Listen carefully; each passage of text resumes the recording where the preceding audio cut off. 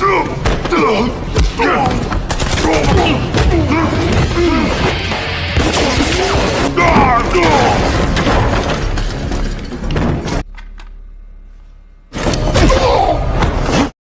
guys, welcome back my YouTube channel Nebo Story. Apa kabar kalian semua? Aku doakan semoga semuanya sehat selalu dan dilancarkan rezekinya ya. Kali ini aku akan membawakan alur cerita film berjudul The Sniper yang rilis pada tahun 2002, di mana ceritanya seorang mantan sniper terbaik di pasukan China berakhir menyedihkan setelah membunuh ayah angkatnya, sampai di mana akhirnya dia menemukan fakta yang sebenarnya. Bagaimana kelanjutannya? Yuk kita langsung aja ke alur ceritanya. Film diawali dengan diperlihatkan perbatasan Salamani di Asia Tenggara. Terdapat sebuah markas operasi perusahaan haram yang menjual organ tubuh manusia yang mengatasnamakan Organisasi Penyelamat Dunia, di mana katanya organisasi tersebut adalah organisasi penyelamat anak-anak yang terlantar. Karena keberadaan mereka begitu meresahkan, sebuah pasukan khusus di China menurunkan sniper terbaik negaranya untuk menghabisi pimpinan dari organisasi tersebut yang bernama Song Pa. Lalu kita diperlihatkan salah seorang sniper terbaik dari pasukan tersebut bernama Jing Ming yang mendapat tugas untuk menghabisi Song Pa. Di sana dia dibuat kaget oleh seorang anak laki-laki yang mengetahui keberadaannya, padahal mereka memiliki jarak yang sangat berjauhan. Sementara itu Song Pa dan anak buahnya sedang berada di dalam perjalanan menuju ke sana. Semua pasukan bersiap karena 5 menit lagi diperkirakan Song Pa dan anak buahnya akan tiba di lokasi tersebut. Namun pandangan Jin di situ dialihkan oleh seorang anak laki-laki yang dilihatnya itu, di mana anak tersebut dibawa ke sebuah ruang operasi untuk diambil salah satu organ tubuhnya, yaitu jantungnya. Jin pun langsung merubah posisinya dan hal itu membuat rekannya sangat marah dikarenakan Song Pa dan anak buahnya akan segera tiba. Benar saja, tidak lama kemudian Song Pa dan anak buahnya datang. Jin dihadapi dua pilihan antara menyelamatkan anak tersebut atau membunuh Song Pa. Di sini Jin memutuskan untuk menyelamatkan anak laki-laki tersebut, karena perbuatannya itu membuat Song Pa lagi-lagi berhasil kabur. Sementara itu pasukannya Jin dan anak buahnya Song Pa terjadi adu tembak.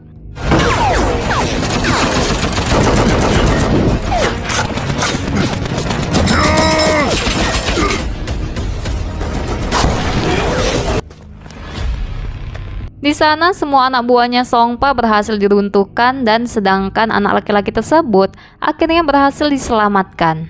10 tahun kemudian setelah kejadian itu kita diperlihatkan oleh seorang sniper terbaik di pasukannya bernama Jin Tai, di mana ternyata Jin Tai ini adalah seorang anak laki-laki yang sempat diselamatkan oleh Jin 10 tahun yang lalu.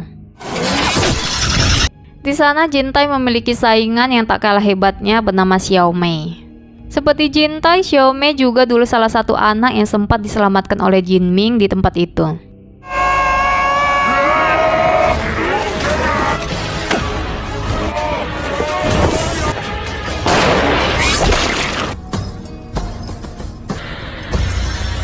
Singkat cerita, mereka di sana kembali mendapatkan misi untuk membunuh Song Pa. Xiao Mei protes karena dia yang lebih baik daripada Jin Tai tidak diikutsertakan dalam misi tersebut. Sementara itu di dalam ruang monitor, kapten yang memimpin pasukan tersebut merasa sedikit pesimis dengan misinya kali ini. Dikarenakan selama 20 tahun dan sebanyak 7 kali, mereka selalu gagal menangkap Song Pa. Dia curiga kalau ada mata-mata Song Pa di dalam timnya. Dan benar saja, tidak lama setelah itu keberadaan Jin Tai dan lainnya berhasil diketahui oleh anak buahnya Song Pa. Jin meminta Jin Tai untuk segera mundur, namun tiba-tiba ada seseorang yang menyabotase layar monitor sehingga membuat mereka tidak dapat memantau dan memberi arahan kepada timnya. Di situ Jin Tai mengatakan kalau hari ini dia tidak menangkap Song Pa, maka akan ada banyak orang terluka karena dirinya. Jin meminta Xiao Mei untuk segera pergi membantu Jin Tai, namun Kapten Wong menahannya dan meminta Xiao Mei untuk tidak keluar dari markas ini. Kapten Wong ingin mengetahui siapa pengkhianat di antara mereka yang membocorkan misi rahasianya kepada Song Pa. Jin Ming tidak setuju karena sekarang Jin Tai tinggal sendirian, sementara pasukan lainnya sudah berhasil dihabisi anak buahnya Song Pa. Adu cekcok pun terjadi di antara Jin Ming dan Kapten Wong. Lalu tiba-tiba sinyalnya di sana kembali aktif. Jin Tai berhasil menghabisi anak buahnya Song Pa sendirian dengan waktu yang sangat cepat.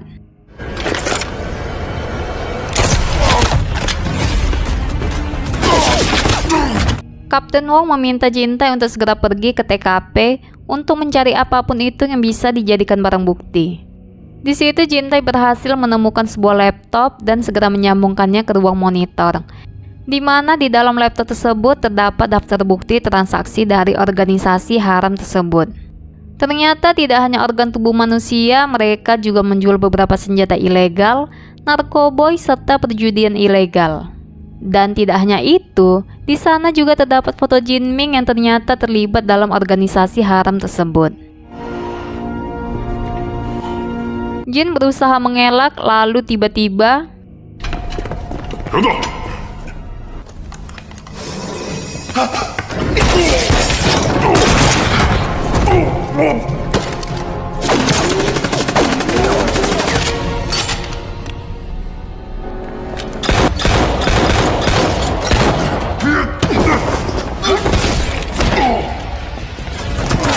sementara itu di scene lain, Jin Tai menyadari ada yang tidak beres, segera kembali ke markas. Sesampainya di markas, dia menemukan Kapten Wong yang sudah dalam keadaan sekarat, mengatakan kalau Jin Ming adalah seorang mata-mata dan Xiao Mei adalah seorang pengkhianat. Lalu tiba-tiba seseorang menodong pistol dari arah belakang yang ternyata Xiao Mei melihat itu segera menembak ke arah Jin Tai dan kemudian terjadilah pertarungan di antara dua sniper terbaik di sana. Namun saat Jin Tai ingin menembak ke arah Xiao Mei, dengan cepat Jin datang sehingga membuat dirinya yang tertembak. Sementara itu dari kejauhan Song Pa menyuruh anak buahnya untuk menghancurkan sebuah markas pasukan tersebut. 8 tahun kemudian setelah kejadian itu, hidup Jin Tai jadi berantakan. Jin Tai jadi suka minum-minum, bahkan tidak sedikit orang yang menganggapnya sudah gila. Saat dia sedang memulung, tiba-tiba ada seorang anak laki-laki berlari ke arahnya dan memanggilnya dengan sebutan ayah. Anak tersebut bernama Feng. Dia dikejar beberapa orang dewasa karena ketahuan sudah mencuri uang salah satu dari mereka. Namun di situ Jin Tai tidak melakukan apapun dan membiarkan mereka untuk menghajarnya.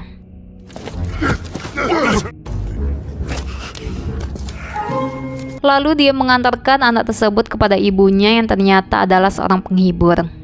Karena tidak memiliki uang, wanita itu berniat mengembalikan uangnya Jin Tai yang sudah diambil melalui cara lain. Namun Jin Tai tidak tertarik dan menginginkan uangnya kembali. Akhirnya dia membawa anak laki-laki itu dan menyuruhnya bekerja untuknya. Jin Tai akan melepaskannya setelah semua hutang-hutangnya lunas. Setiba di rumah, Jin Tai memperingati Feng agar tidak mencuri lagi. Besoknya mereka mulai mengumpulkan barang-barang bekas untuk diperbaiki agar dapat dijual kembali.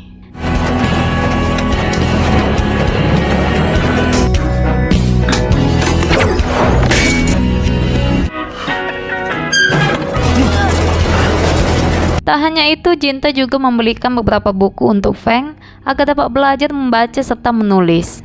Saat memulung, Feng tidak sengaja melihat pose donor darah yang menjanjikan uang imbalan yang sangat banyak.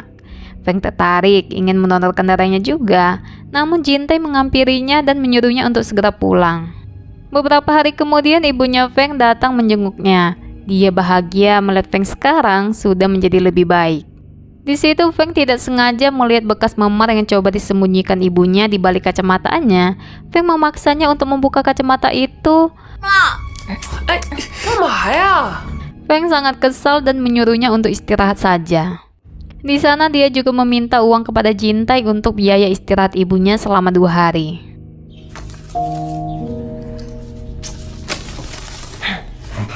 Malam harinya, sebagai ucapan terima kasih, ibunya Feng memasakkan sesuatu untuk Jin Tai.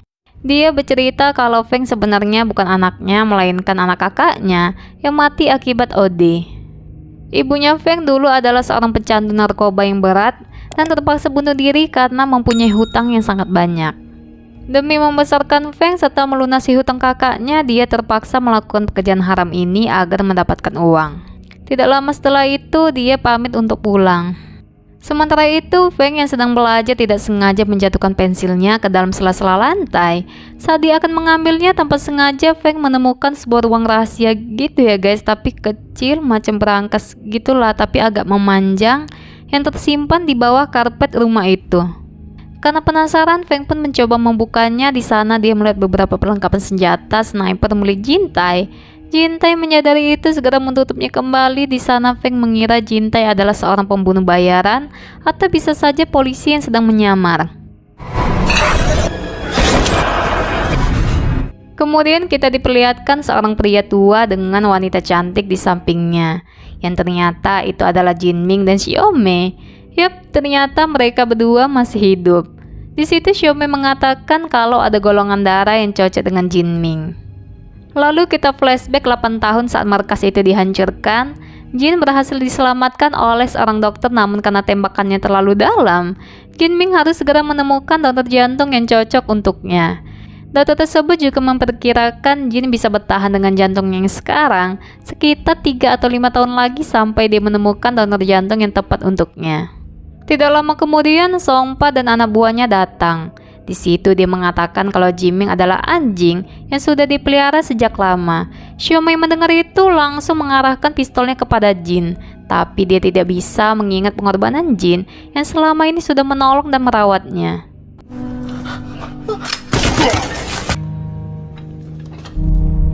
Akhirnya Xiaomei melepaskan tembakannya ke arah Songpa dan anak buahnya. Namun tak disangka Along, salah satu anak buahnya Songpa, malah berkhianat dan berpihak kepada Jinming. Akibat perkelahian itu membuat Songpa tewas dan sekarang bisnisnya diambil alih oleh Jinming. Sementara Xiaomei dan Along sekarang menjadi bawahan setianya.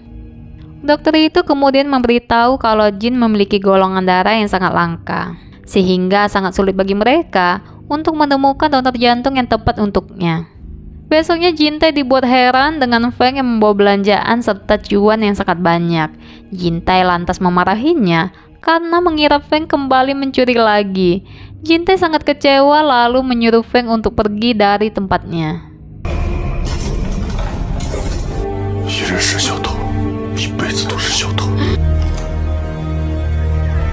Setelah mengusir Feng, Jintai jadi merasa bersalah karena tidak mau mendengarkannya. Dia pun langsung bergegas mencari Feng yang ternyata tidak jauh dari tempat itu. Di hadapannya dia melihat kelompok orang pergi membawa Feng. Jintai berusaha mengejarnya.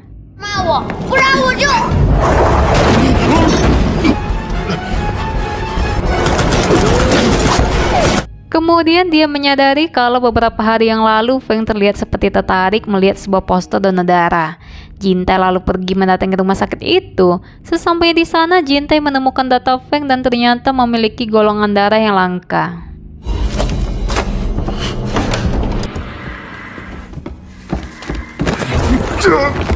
Ternyata darah tersebut dibawa ke sebuah organisasi penjual organ tubuh manusia yang dipimpin oleh Jinming.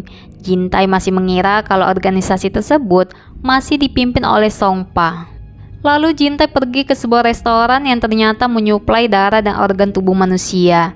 Jintai menyamar sebagai cleaning service dan mengendap-endap masuk ke ruang penyimpanan mayat. Syukurnya dia tidak menemukan Feng di sana, itu artinya Feng kemungkinan masih hidup. Jintai kemudian memasuki ruang pasien.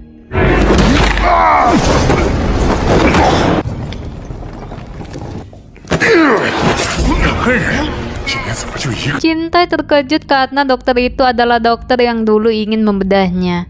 Dia memaksa dokter itu untuk memberitahu di mana keberadaan Feng.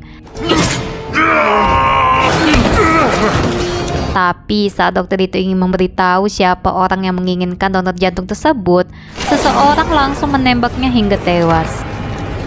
Pada saat yang bersamaan, Xiaomei menelpon dokter itu.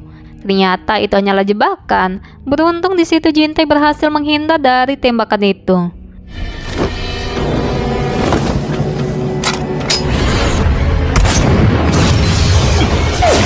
Tidak lama kemudian Long datang beserta anak buahnya untuk menangkap Jintai.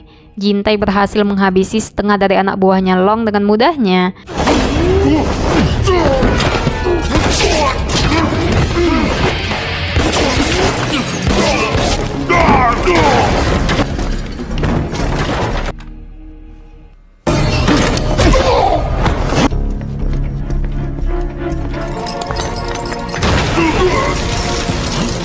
Sialnya, efek biusnya mulai bekerja sehingga membuat tubuhnya melemah. Setelah semuanya berhasil diruntuhkan, tiba-tiba di hadapannya sudah ada Long yang siap menghabisinya.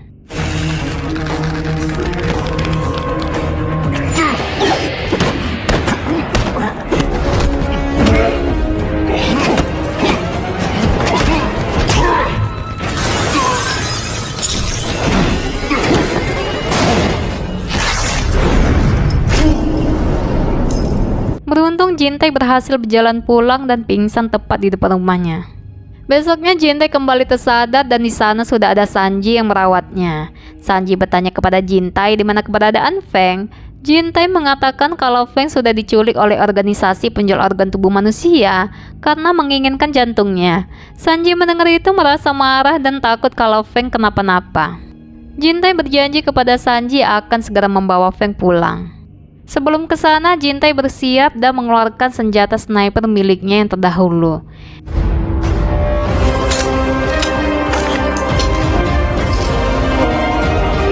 Di situ dia meminta bantuan Sanji untuk menggadaikan kalung milik Long kepada anak buahnya. Hal itu diperuntukkan untuk memancing kedatangan Long.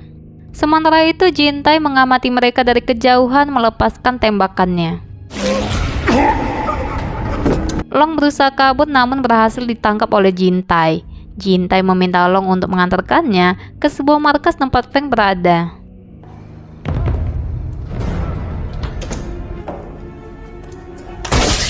Ternyata di sana ada banyak sekali anak-anak yang disekap, tapi Sanji tidak menemukan Feng di situ. Sementara itu di ruang komputer, Jintai menghabisi Long dan meminta operator yang berjaga di sana untuk menghack rekening organisasi tersebut. Xiaomei menyadari itu perbuatannya Jintai lantas menelponnya.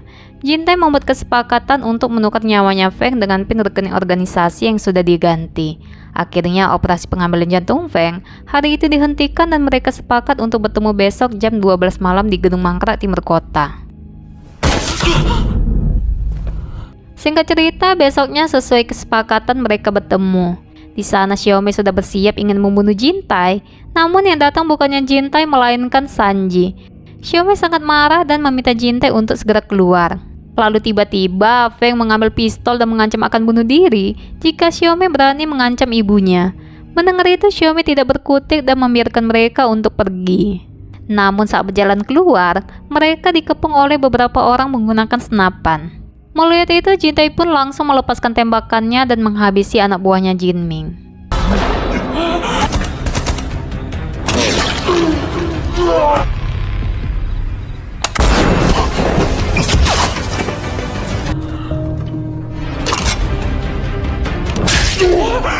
Sialnya di situ mereka malah bertemu dengan Xiaomei. Di sana Xiaomei pun menyandera Sanji dan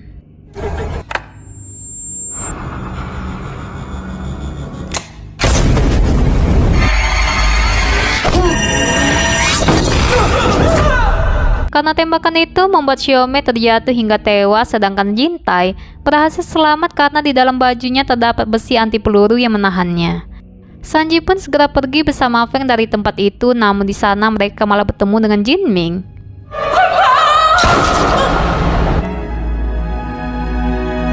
Sanji pun tewas di tempat itu, sementara Feng dibawa oleh Jinming dan anak buahnya. Sesampainya di sana, Jintai sudah terlambat dan hanya bisa diam saat mengetahui Jinming masih hidup dan menjadi dalang di balik semua ini. Di markasnya, Jin sudah bersiap akan transplantasi jantung. Namun tiba-tiba Jintai datang dan menembak ke arah kaca anti peluru tepat di depan Jinming. Jin pun langsung menyuruh beberapa anak buah terbaiknya untuk pergi menghadapi Jintai yang akan dia monitorin secara langsung. Sementara sisanya berjaga di dalam gedung itu. Ya,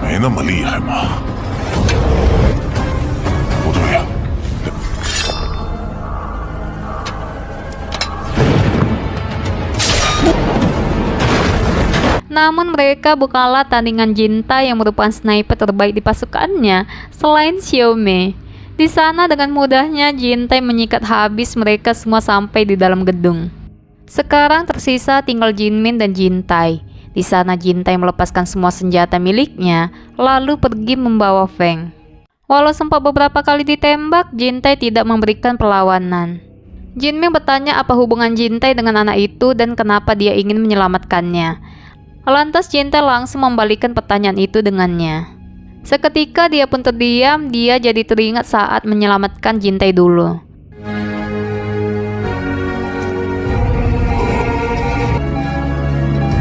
Akhirnya di situ Jinming tewas akibat infeksi jantung yang diderita sejak lama.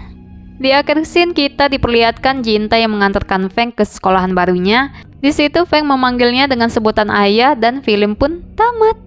Angka jumlah penduduk di Indonesia tahun 2002 mencapai 275,77 juta jiwa. Jika kau tak temukan orang baik di sana, maka jadilah salah satu di antaranya. Baiklah, sekian dulu dari video aku kali ini. Jangan lupa untuk like, comment, and share video ini jika kalian menyukainya. And see you next video. Bye-bye.